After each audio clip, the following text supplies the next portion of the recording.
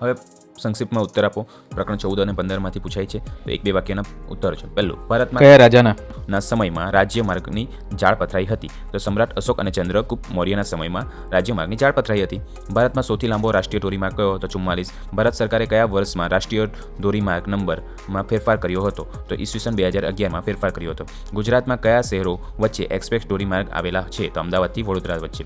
ભારતનો પ્રથમ રેલમાર્ગ કયા સ્ટેશનો વચ્ચે શરૂ કર્યો હતો? તો મુંબઈ અને ઠાણા વચ્ચે. કયા રેલમાર્ગ ઇજનેરીનું કૌશલ્ય દ્રષ્ટાંત પૂરું પાડે છે? કયા રેલમાર્ગ ઇજનેરી કૌશલ્યનું દ્રષ્ટાંત પૂરું પાડે છે? તો કોંકણ રેલમાર્ગ. બરાબર. ભારતનો સૌથી લાંબો રેલમાર્ગ કયો? તો દિબ્રુગઢથી કન્યાકુમારી. વિવેક એક્સપ્રેસ ક્યાંથી ક્યાં સુધી છે? એ પણ આવી ગયું. એ જ દિબ્રુગઢથી કન્યાકુમારી. દક્ષિણ ભારતમાં કયા પર્વતીય વિસ્તારમાં રજૂજી માર્ગ એટલે કે રોપવેની સુવિધા આવેલી છે? તો અન્નામલાઈ. બરાબર ને. રાષ્ટ્રીય જળમાર્ગ 1 કઈ નદી પર આવેલો છે? તો ગંગા નદી ઉપર. રાષ્ટ્રીય જળમાર્ગ 2 કઈ નદી ઉપર આવેલો છે? તો બ્રહ્મપુત્ર નદી. ગંગા નદીનો રાષ્ટ્રીય જળમાર્ગ 1 કયા સ્થળે આવેલો છે? રાષ્ટ્રીય જળમાર્ગ 1 ક્યાં આવેલો? હલ્દિયા અને અલ્હાબાદ વચ્ચે. બ્રહ્મપુત્ર નદીનો રાષ્ટ્રીય જળમાર્ગ 2 કયા સ્થળો વચ્ચે છે? તો કયા સ્થળો વચ્ચે છે? તો એક ધુબ્રી અને સાદિયા વચ્ચે છે. બરાબર ને. હવે કયા કારણે ઈમેલ, ઈ-કોમર્સ, મુદ્રા લેવડ દેવડ ઝડપી બને? ઇન્ટરનેટને કારણે, આપણે સૌ જાણીએ જ છીએ. બરાબર. પછી રાષ્ટ્રીય ધોરીમાર્ગના નિર્માણની રચના જવાબદારી કોની હોય છે? તો રાષ્ટ્રીય ધોરીમાર્ગના નિર્માણની કેન્દ્ર સરકારની જવાબદારી છે. પછી વ્યાપાર પ્રવૃત્તિ કયા પ્રકારની આર્થિક પ્રવૃત્તિ છે? વ્યાપાર પ્રવૃત્તિ કયા પ્રકારની આર્થિક પ્રવૃત્તિ છે? તો ત્રીજા પ્રકારની આર્થિક પ્રવૃત્તિ છે. મેદાની પ્રદેશમાં શાનાથી પરિવહન થાય છે? સડક માર્ગ અને રેલ માર્ગથી. સ્વર્ણિમ ચતુર્ભુજ યોજના કયા 4 મહાનગરોને જોડતી છે? આપણે સૌ જાણી ગયા, અત્યારે પણ જોઈ ગયા. દિલ્હી, મુંબઈ, ચેન્નઈ અને કોલકાતા મહાનગરોને જોડતી છે સ્વર્ણિમ ચતુર્ભુજ. કયા રાજ્યોમાં રાષ્ટ્રીય ધોરીમાર્ગોની સંખ્યા વધારે છે? તો ચંડીગઢ, પોંડિચેરી, દિલ્હી, ગોવા વગેરે રાજ્યોમાં રાષ્ટ્રીય ધોરીમાર્ગની સંખ્યા વધારે છે. ગ્રામીણ માર્ગના નિર્માણ અને જાળવણી કોના દ્વારા કરવામાં આવે છે? ગ્રામ પંચાયત દ્વારા. કઈ યોજના હેઠળ ગ્રામીણ પરિવહન સુવિધા માટે પ્રયાસો હાથ ધરવામાં આવ્યા છે?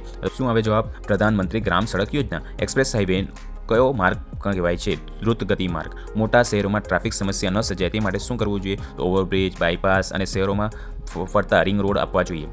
સાયકલ, સ્કૂટર વગેરે ત્રિચક્રીય વાહનો રસ્તાની કઈ બાજુ ચલાવવા જોઈએ? તો એ કઈ બાજુ? ડાબી બાજુએ ચલાવવા જોઈએ. રાત્રિ સમયે વાહન ચલાવતી વખતે આવશ્યક હોય ત્યાં શાનો ઉપયોગ કરવો જોઈએ? ડીપરનો ઉપયોગ કરવો જોઈએ. ત્રિચક્રી વાહનો એટલે કે ત્રિચક્રી વાહન ચાલકોએ શું પહેરીને ચલાવવું જોઈએ? હેલ્મેટ પહેરીને ચલાવવું જોઈએ. દેશનું સૌથી મોટું રાષ્ટ્રીયકૃત સંસ્થા કઈ છે? ભારતીય રેલવે. ભારતીય રેલવે અર્થવ્યવસ્થાના કયા ક્ષેત્રોના વિકાસમાં સહાયકાર આપનાર મુખ્ય પરિવહન માર્ગ છે? શામાં સહાય કરે? તો ખેતી, ઉદ્યોગ, વ્યાપાર, સેવાઓ વગેરેમાં સહાય થાય છે એના કારણે. રેલ માર્ગમાં ભારતનું સ્થાન એશિયામાં અને વિશ્વમાં કેટલામું છે? એશિયામાં વાત કરીએ તો પહેલું અને વિશ્વમાં વાત કરીએ તો બીજું. ભારતમાં કયા 3 પ્રકારના રેલ માર્ગો જોવા મળે છે? બ્રોડ ગેજ, મીટર ગેજ અને નેરો ગેજ. ગંગાના મેદાનની પ્રદેશમાં કયા કારણે રેલ માર્ગ મોટા પ્રમાણમાં જોવા મળે છે? તો શાના કારણે? તો ત્યાં ખેત પેદાશ અને વસ્તી ગીતતા વધારે છે તેથી. બરાબર ને. કઈ બાબતોમાં ભારતીય રેલ સેવા ઉત્તમ ગણાય છે? કઈ બાબતોમાં? તો સમય, સુરક્ષા અને સુવિધા માટે ભારતીય રેલ ઉત્તમ ગણાય છે. ભારતમાં કયા પ્રકારના જળમાર્ગો છે? ભારતમાં કયા પ્રકારના જળમાર્ગો છે? આંતરિક જળમાર્ગ અને સમુદ્રી જળમાર્ગ છે. બરાબર. 34મું આંતરિક જળમાર્ગ પરિવહન સેવા કયા રાજ્યોમાં જોવા મળે છે? વધારે જોવા મળે છે? તો આપણે સૌ જાણીએ છીએ કે ઉત્તર પૂર્વના ભારતના અસમ, બરાબર, અને પશ્ચિમ બંગાળ અને બિહાર જેવા રાજ્યોમાં જોવા મળે છે. રાષ્ટ્રીય જળમાર્ગ 4 કઈ નદી ઉપર જોવા મળે છે? તો રાષ્ટ્રીય જળમાર્ગ 4 કઈ નદી જળમાર્ગ છે? તો આપણે સૌ જાણીએ જ છીએ કઈ? ગોદાવરી અને કૃષ્ણા નદી ઉપર. બરાબર. રાષ્ટ્રીય જળમાર્ગ 5 કઈ નદી ઉપર છે? તો એ આપણે સૌ જાણીએ છીએ બ્રાહ્મણી નદી પર. ભારતના પશ્ચિમ કિનારા મુખ્ય બંદરો કયા છે? પશ્ચિમ કિનારા બંદરની વાત કરીએ કંડલા, મુંબઈ, નાનો સેવા, માર્મ ગોવા, ન્યૂ મેંગ્લોર અને કોચી. ભારતના પૂર્વ કિનારાના મુખ્ય બંદરો કયા છે? તો પૂર્વ કિનારાના કોલકાતા, હલ્દિયા, પારાદીપ, વિશાખાપટ્ટનમ, ચેન્નઈ, તુતીકોરિન વગેરે. બરાબર. ગુજરાતનું સૌથી મોટું બંદર કયું છે? તો કંડલા. ગુજરાતમાં 12 માસ ખુલ્લું બંદર કયું છે? તો પોરબંદર. પરિવહન માર્ગમાં સૌથી ઝડપી પરંતુ ખર્ચાળ પરિમાર્ગ કયું છે? હવાઈ પરિમાર્ગ. ભારતમાં હવાઈ સેવાની શરૂઆત ટપાલ સેવા માટે ક્યાંથી ક્યાં સુધી થઈ હતી? તો અલ્હાબાદથી નેની સુધી. દેશમાં કઈ સંસ્થા દ્વારા આંતરરાષ્ટ્રીય ઘરેલું હવાઈ મથકો, નાગરિક વિમાન ટર્મિનલ અને હવાઈ મથકોનું વ્યવસ્થાપન કરી રહ્યું છે? તો ભારતીય વિમાન મથક સત્તા મંડળ. ભારતમાં કેટલા આંતરરાષ્ટ્રીય હવાઈ મથકો છે? 15. 45 પાણી, ખનિજ તેલ, કુદરતી વાયુ અને અન્ય પ્રવાહી માટે કોનો દ્વારા પરિવહન કરવામાં આવે છે? તો શું આવે જવાબ? પાઇપલાઇન દ્વારા. વાત કરીએ તો અસમમાં ખનિજ તેલની પાઇપલાઇન ક્યાં સુધી છે? તો આપણે જાણીએ છીએ નહારકોટિયાથી નુનુમતી બોરોની સુધી અસમમાં પાઇપલાઇન છે. બરાબર. ગુજરાતમાં કઈ મુખ્ય પાઇપલાઇનો છે? તો ગુજરાતમાં મુખ્ય પાઇપલાઇનની વાત કરીએ તો કોલોલથી કોયલી અને સાયલાથી મથુરા. બરાબર ને. દેશમાં કઈ કુદરતી આપત્તિઓ સમયે રાહત બચાવ કામગીરી માટે રોજિંદા જીવન સંચાર તંત્રો ખૂબ જ ઉપયોગી સાબિત થયું છે? તો પૂર, દુકાળ, ભૂકંપ, ચક્રવાત, સુનામી વગેરે. આજે કઈ શોધથી સંસારને ખૂબ જ ઝડપી અને સરળ બન્યા છે? તો મોબાઈલ, ટેલિફોન, સ્માર્ટફોન, ઉપગ્રહ વગેરેની શોધથી ઝડપી અને સરળ બન્યા છે. સાધનો કયા વિભાગમાં વહેંચી શકાય છે? સંચાર સાધનો વ્યક્તિ સંચાર અને સામૂહિક સંચાર તંત્રમાં વહેંચી શકાય છે. સમૂહ સંચારના બે માધ્યમો કયા કયા છે? સમૂહ સંચારના બે માધ્યમ કયા છે? મુદ્રિત માધ્યમ અને ઇલેક્ટ્રોનિક માધ્યમ. ઇલેક્ટ્રોનિક માધ્યમ કોનો સમાવેશ થાય છે? તો ઇલેક્ટ્રોનિક માધ્યમની વાત કરીએ તો આકાશવાણી અને દૂરદર્શનનો સમાવેશ થાય છે. દેશનું સ્વાયત્ત પ્રસારણ નિગમ કયું છે? તો આપણે સૌ જાણીએ છીએ પ્રસાર ભારતી. બરાબર. ભારતમાં આંતરરાષ્ટ્રીય વેપાર ઘણા જ બદલાવ ક્યારથી થયા છે? તો આંતરરાષ્ટ્રીય વેપારનો બદલાવ ક્યારથી થયા છે? તો 1991થી ઉદારીકરણની પ્રક્રિયા ચાલુ કરી ત્યારબાદ. શાનો શોધ બાદ માનવીની સ્થાયી જીવન જીવવા લાગ્યું? તો ખેતીની શોધ બાદ. કયા લોકો સારા પર્વતારોહકો હોય છે? તો આપણે જોયું પર્વતારોહકો કયા સારા હોય? ભોટિયા લોકો. એવરેસ્ટ આરોહણ સમયે કયા લોકો સામાન ઉચકવાનું કામ કરે છે? તો ભોટિયા લોકો. એમાં પણ દરિયા કિનારે કે નદીને ઊંડી હોય અને બારેમાસ પાણી વહેતું હોય ત્યાં પરિવહન તરીકે શાનો ઉપયોગ થાય છે? તો જહાજો અને હોડીઓનો. રાષ્ટ્રીય ધોરીમાર્ગ 44 ક્યાંથી ક્યાં સુધી? શ્રીનગરથી કન્યાકુમારી સુધી. કઈ યોજના દિલ્હી, મુંબઈ, ચેન્નઈ, કોલકાતાને જોડે છે? સ્વર્ણિમ ચતુર્ભુજ. કઈ સંસ્થા દેશના સરહદી વિસ્તારોમાં જોવા મળે છે? તો સરહદ માર્ગ સંસ્થા. ઈસવીસન 1853માં કયા શહેર વચ્ચે રેલવે શરૂ થઈ હતી? મુંબઈથી ઠાણે. કોલકાતા, દિલ્હી અને જયપુર શહેરોમાં કઈ રેલમાર્ગ આવેલ છે? તો મેટ્રો રેલ. કયા સ્થળોને જોડતી રેલમાર્ગ વિવેક એક્સપ્રેસ તરીકે જાણીતી છે? તો દિબ્રુગઢથી કન્યાકુમારી. કઈ સંસ્થા ઓએનજીસી અને રાજ્ય સરકારને હેલિકોપ્ટરની સુવિધા આપે છે? પવન હંસ હેલિકોપ્ટર. ઈમેલ, ઈ કોમર્સ, મુદ્રા લેવડ દેવડ વગેરે કોના કારણે ઝડપી બન્યા? તો ઇન્ટરનેટને કારણે. ગુજરાતનું ઓટોમેટિક લોક ગેટ ધરાવતું બંદર કયું? ભાવનગર. શું હકારાત્મક બનવા માટે સરકારે મેકિંગ ઇન્ડિયા પ્રોજેક્ટ શરૂ કર્યો છે? તો શું હકારાત્મક બનાવવા માટે? વ્યાપાર તુલના હકારાત્મક બનાવવા માટે. એક વેપારી કરાચીથી ડુંગળી કોલકાતા મંગાવે છે અને તો તેને કયા પ્રકારના વેપાર પ્રણાલી કહેવાય? તો આપણે જોયું કરાચી એટલે બાજુનો દેશ એટલે આંતરરાષ્ટ્રીય વેપાર પ્રણાલી. ગુજરાતમાં સૌથી મોટું રેલવે સ્ટેશન અમદાવાદ. ભારતને કુલ કેટલા કિલોમીટર સુધી દરિયા કિનારો મળેલ છે? 7516 કિલોમીટર, જે વધ્યો છે.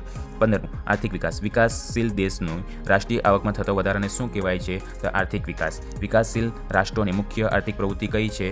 તો ખેતી. વિકાસશીલ દેશમાં અર્થતંત્ર કયું સ્વરૂપ પ્રવર્તે છે? દ્વિમુખી. વિકાસશીલ દેશનું સામાજિક માળખું કેવું છે? રૂઢિચુસ્ત. કયા દેશે પોતાના આર્થિક વિકાસ બજાર પદ્ધતિથી કર્યો છે? તો અમેરિકા, જાપાન અને ઇંગ્લેન્ડ. ટાંકણીથી લઈ મોટા યંત્રો સુધી ઉત્પાદનમાં કયા ક્ષેત્રમાં કરવામાં આવે છે? તો કયા ક્ષેત્રમાં કરવામાં આવે છે? તો માધ્યમિક ક્ષેત્રમાં. આજના આધુનિક યુગમાં વિશ્વનો પ્રત્યેક દેશ શાના માટે પ્રયત્ન કરે છે? તો આજના આધુનિક યુગમાં વિશ્વનો પ્રત્યેક દેશ વિકાસ માટે પ્રયત્ન કરે છે. આર્થિક વિકાસ પછી આસ્થા કઈ છે? તો આર્થિક વિકાસ પછીની આર્થિક વૃદ્ધિની અવસ્થા છે. અર્થતંત્રમાં થતા નવા સંસાધનોના આધારે ઉત્પાદનમાં થતા વધારાને શું છે? આર્થિક વિકાસ. શાના કારણે જીવન ધોરણ નીચું રહેવામાં આવે છે? તો નીચી માથાદીઠ આવકને કારણે જીવન ધોરણ નીચું રહેવામાં આવે છે. બરાબર. વિકાસશીલ રાષ્ટ્રોમાં આવક અને સંપત્તિનું કેન્દ્રીકરણ કયા લોકોમાં જોવા મળે છે? તો ધનિક લોકોમાં. વિકાસશીલ દેશોનું મહત્વ કયું છે? તો બેરોજગારી. બરાબર ને. વિકાસશીલ દેશોનો બેરોજગારી કયા સ્વરૂપે જોવા મળે છે? તો મોસમી, છુપી, ઔદ્યોગિક, ઘર્ષણજન્ય, માળખાગત, શિક્ષિત બેરોજગારી વગેરે. વિકાસશીલ દેશમાં ગરીબો લોકોનું પ્રમાણ કુલ વસ્તીના કેટલા ટકા છે? તો 3 ભાગનું. વિકાસશીલ દેશમાં કોનું સપનું અને માળખું અલગ હોય છે? તો વિદેશ વ્યાપારનું સપનું અને માળખું અલગ હોય છે. વિકાસશીલ દેશોમાં મુખ્યત્વે કઈ ચીજવસ્તુઓનો આયાત કરતા હોય છે? તો વિકાસશીલ દેશો ઔદ્યોગિક પેદાશો અને યંત્ર સામગ્રીની આયાત કરતા હોય છે. આવક મેળવવા કે ખર્ચ કરવાની હેતુથી કરવામાં આવતી પ્રવૃત્તિને કઈ પ્રવૃત્તિ કહેવાય? આર્થિક પ્રવૃત્તિ. જે પ્રવૃત્તિ હેતુ આવક મેળવવા કે ખર્ચ કરવાની ન હોય તે પ્રવૃત્તિને કહેવાય બિનઆર્થિક પ્રવૃત્તિ. અર્થતંત્રમાં થતી વિવિધ અસંખ્ય આર્થિક પ્રવૃત્તિઓ કે વિવિધ વ્યવસાયોને કયા મુખ્ય વિભાગોમાં વહેંચવામાં આવે છે? તો આપણે સૌ જાણીએ છીએ અર્થતંત્રમાં અસંખ્ય આર્થિક પ્રવૃત્તિને પ્રાથમિક ક્ષેત્રે, માધ્યમિક ક્ષેત્રે અને સેવા ક્ષેત્રે વહેંચવામાં આવે છે. નાના અને મોટા પાયાના ઉદ્યોગોને બાંધકામ વગેરે પ્રવૃત્તિનો સમાવેશ કયા ક્ષેત્રમાં થાય છે? તો માધ્યમિક ક્ષેત્રમાં થાય છે. વ્યાપાર, સંદેશાવ્યવહાર, હવાઈ માર્ગ અને દરિયાઈ માર્ગ અને તેમજ શિક્ષણ, આરોગ્ય, બેન્કિંગ અને વીમા કંપની, પ્રવાસ અને મનોરંજન વગેરે કામગીરી માટે સમાવેશ કયા ક્ષેત્રમાં થાય છે? તો સેવા ક્ષેત્રમાં. ચીજ વસ્તુઓ અને સેવાઓનું ઉત્પાદન કોની મદદથી થાય છે? તો કુદરતી સંપત્તિ અને શ્રમની મદદથી થાય છે. ઉત્પાદન કરવા માટેના સાધનોને કયા 4 ભાગમાં વહેંચવામાં આવે છે? તો જમીન, મૂડી, શ્રમ અને નિયોજન. ઉત્પાદન કરવા માટે. બરાબર. અને માનવીની જરૂરિયાત કેવી છે? તો માનવીની જરૂરિયાત અસંખ્ય અને અમર્યાદિત છે. ઉત્પાદનના સાધનોમાં મુખ્યત્વે શું હોય છે? તો ઉત્પાદનના સાધનોમાં મુખ્યત્વે કુદરતી સંપત્તિ અને માનવીય સંપત્તિ હોય છે. ઉત્પાદનના સાધનોની ફાળવણી મુખ્ય કઈ 2 પદ્ધતિ છે? કઈ 2 પદ્ધતિઓ છે? તો બજાર પદ્ધતિ અને સમાજવાદી પદ્ધતિ. બજાર પદ્ધતિમાં સ્પર્ધા કે હરીફાઈનું તત્વ કોની જેમ સમગ્ર બજાર પર નિયંત્રણ કરે છે? અદ્રશ્ય હાથની જેમ. 28. બજાર પદ્ધતિમાં રાજ્યનો હસ્તક્ષેપ ન હોવાથી તેના શાના તરીકે ઓળખવામાં આવે છે? તો મુખ્ય અર્થતંત્ર તરીકે ઓળખવામાં આવે છે. કઈ આર્થિક પદ્ધતિમાં આર્થિક નિર્ણયોની પ્રક્રિયા આર્થિક યોજનાને મુખ્ય સ્થાન આપવામાં આવે છે? તો મિશ્ર અર્થતંત્રમાં. દેશની કુલ આવકને શું કહેવાય? રાષ્ટ્રીય આવક. દેશની કુલ રાષ્ટ્રીય આવકને દેશના કુલ વસ્તી વડે ભાગવાથી શું મળે? તો માથાદીઠ આવક. શાના પરિણામે લોકો માથાદીઠના આવકમાં વધારો થાય છે? તો આર્થિક વિકાસને કારણે. વિકસિત દેશોમાં રાષ્ટ્રીય આવકમાં થતા વધારાને શું કહેવાય? આર્થિક વૃદ્ધિ કહેવાય. બરાબર. આર્થિક રીતે ભારત કેવો દેશ છે? તો આર્થિક રીતે ભારત વિકાસશીલ દેશ છે. સામાન્ય રીતે વિકાસશીલ દેશમાં કયા ક્ષેત્રનું પ્રભુત્વ હોય છે? પ્રાથમિક ક્ષેત્રનું પ્રભુત્વ વધારે હોય છે. બરાબર. 36 વિકાસશીલ દેશો મુખ્યત્વે કઈ ચીજવસ્તુઓ નિકાસ કરતા હોય છે તો કૃષિ પેદાશની વાત કરે. પશુપાલન વ્યવસાયનો સમાવેશ અર્થતંત્ર કયા ક્ષેત્રમાં થાય છે તો પ્રાથમિક ક્ષેત્રમાં થાય છે. ઉત્પાદનનું કુદરતી સાધન કયું જમીન. ઉત્પાદનનું સજીવ સાધન કયું શ્રમ.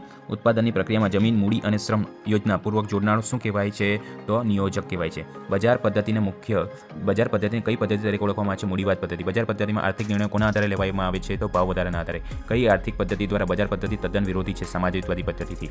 કઈ પદ્ધતિને મુક્ત અર્થતંત્ર તરીકે પણ ઓળખવામાં આવે છે તો બજાર પદ્ધતિને મુક્ત અર્થતંત્ર તરીકે પણ ઓળખવામાં આવે છે. કઈ પદ્ધતિમાં વ્યક્તિનું આર્થિક સ્વતંત્ર જળવાઈ રહે છે બજાર પદ્ધતિમાં. કઈ પદ્ધતિમાં ઉત્પાદનના બધા જ સાધનો માલિકીના હોય છે સમાજવાદી પદ્ધતિમાં. કઈ પદ્ધતિમાં ગ્રાહકોનું શોષણ થતું નથી સમાજવાદી પદ્ધતિમાં. કઈ પદ્ધતિમાં શ્રમિકો કામના બદલામાં વેતન ચૂકવવામાં આવે છે તો સમાજવાદી પદ્ધતિમાં. ભારતમાં કેવા પ્રકારનું અર્થતંત્ર પ્રવર્તે છે તો મિશ્ર અર્થતંત્ર. મિશ્ર અર્થતંત્ર કેવું અર્થતંત્ર કહી શકાય નિયંત્રિત અર્થતંત્ર.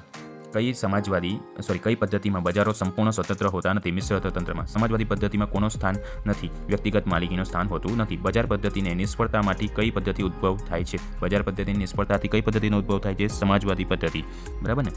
54 કઈ આર્થિક પદ્ધતિમાં આર્થિક નીતિનો અસાતત્ય હોય છે તો મિશ્ર અર્થતંત્રમાં. અમેરિકા જાપાન ઇંગ્લેન્ડ વગેરે દેશો પોતાના વિકાસમાં કઈ આર્થિક પદ્ધતિનો કર્યો છે તો બજાર પદ્ધતિથી કર્યો છે. રશિયા અને ચીન જેવા દેશો કઈ આર્થિક પદ્ધતિથી અપનાવી ઝડપી આર્થિક વિકાસ હાંસલ કર્યો હતો તો સમાજવાદી પદ્ધતિથી. ભારત ફ્રાન્સ વગેરે દેશો કઈ આર્થિક પદ્ધતિનો જોવા મળે છે તો મિશ્ર અર્થતંત્ર જોવા મળે છે.